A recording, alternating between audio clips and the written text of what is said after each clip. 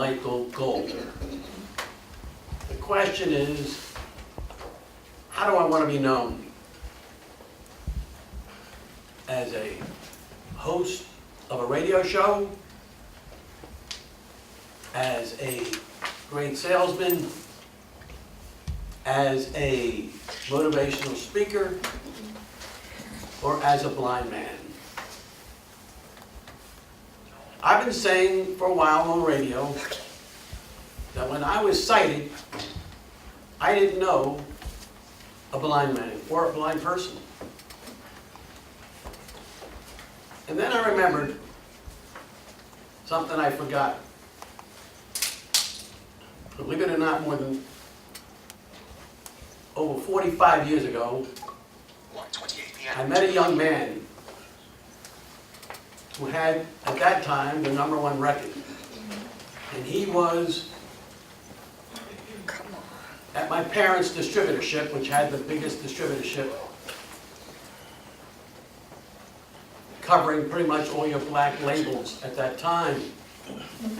And at that time, of course, they had Motown. I'm talking about a young man that I met when he was 12. His name was Little Stevie Wonder. When I met him, I was in awe. I was 20, he was 12. When I was talking to him, I wasn't looking at him as a blind person. I was in awe because he had the #1 record. He was telling me at that time he could play 3 instruments really well, and he was learning the 4th. And that day he was going on American Bandstand, and he had other engagements to be on television. When I was talking to him, he did not sound like any 12-year-old I ever spoke to. Let me tell you a short story. When I was growing up, my parents had this record distributing company. I wanted to buy a car. I had the money. My parents said to me, the only way you can buy the car if you go out selling for us, and you can use your money to buy the car. But we want you to go sell for us. And they had a territory, upstate Pennsylvania, and they said, it's all yours. And I thought, this is great. I have all these hits. They can make a lot of money selling to all the record stores and all the department stores. So I got in my car, I took my order pad, and I started going around. I started in a place called York, Pennsylvania. And when I started going around, most of the places I were going, they were buying some of the records, but not much, because there weren't many black folks, and not many people. They wanted, at that time, people like Connie Francis and Bobby Darin. I wasn't making much money. And I thought to myself, there's no way I'm going home with these little order pads I have. And I was getting upset. So I was asking people, where else is there other stores? And somebody told me about this flea market. So I went to this flea market, and I spoke to someone who had some records, and he said, he wasn't really interested in this stuff that I had. I said, what are you looking for? He said, I'm looking for, if I can find, show tunes cheap. Well, so I'm thinking to myself, I got to focus on something. All right, here comes plan B. So I went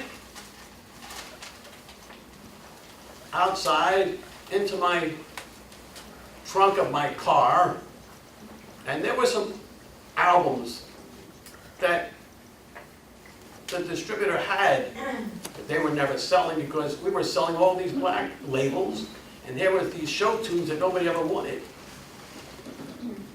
So I showed them these albums, and he said, how much is it? And I said, $1. I said, you can sell them for $1.99. He said, I want them. And I said, how much? And I started showing him My Fair Lady and all this stuff. And he said, I'll take 50 of this, and 50 of this, and 100 of this. I walked out, and I started laughing to myself. This is amazing. So then I went down the street, saw another record store, and I showed him now, first thing I started off with, these albums that they could sell for $1.99. And he stopped by up big too. Well, I got a kick out of this, and I started going to other places. And all of a sudden, I start making a lot of money. I said to myself, gee, I started off on plan A with all these hits, and I ended up with these albums that nobody wanted, and now I'm making a lot of money from something that nobody even wanted. Well, when I was sighted, I always created something for myself. Well, when I went blind, I wasn't going to let my blindness, let's just say, weaken me. I wanted to be strong. I had to create something. I had to focus on how to make something out of myself. Well, here comes plan B. Plan B, if you ask me a question, how come I went to the radio? How come I did anything in the radio world? Well, the answer is, I had to create myself. I had to do something. The only thing that I knew was my mouth. Well, I became a salesman for the radio world, CBS Sports. And they said I was the best salesman they ever had. Because I learned 3 things along the way over all my years of being in business. 3 things. You had to focus, you had to be aggressive, and you had to be persistent. Those 3 words are a key. So, I went into the world of radio, became a host of a radio show. And now, motivational speaking. So I'll leave you with this one thought. My plan B has always changed my life. What's your plan B? Have any idea what your plan B may be? Think about it sometime. What can you do other than what you're doing now?